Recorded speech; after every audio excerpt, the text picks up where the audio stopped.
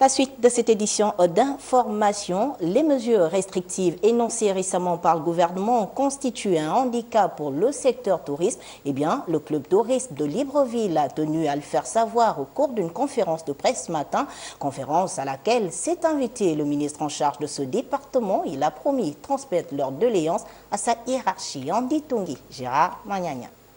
Ils redoutent un effondrement de leur établissement suite aux nouvelles mesures gouvernementales. Les membres du club de tourisme de Libreville l'ont fait savoir à l'opinion lors de ce point de presse auquel s'est invité le ministre du Tourisme Pascal Ouagny-Ambouroué, qui se positionne comme un facilitateur à faire rencontrer les opérateurs économiques avec les ministères pilotes à qui il revient d'évaluer l'opportunité des différentes demandes. La demande du test Covid à nos clients aujourd'hui est impossible, sinon infaisable. Loin de nous l'idée de remettre en cause les décisions gouvernementales, parce qu'il s'agit avant tout de nos vies, de celles de nos employés, et surtout de celles de notre gagne-pain, nos clients.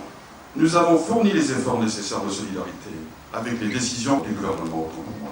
Il a été mis en place un comité de pilotage, le COPIL, qui a pour vocation de gérer entre autres toute diligence liée à cette pandémie, mais ces opérateurs veulent être entendus. Nous demandons l'ouverture de nos établissements avec les mesures édictées lors du déconfinement, à savoir la distanciation, le port du masque, du gel hydraulique à disposition et la prise de température à l'entrée des établissements.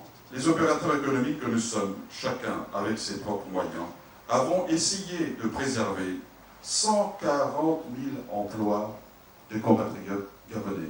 Le ministre du Tourisme a indiqué aux opérateurs qu'il travaille avec le ministère du Budget et celui de l'économie sur un certain nombre de problématiques dans lesquelles il intègre le remboursement des salaires payés durant la période de confinement.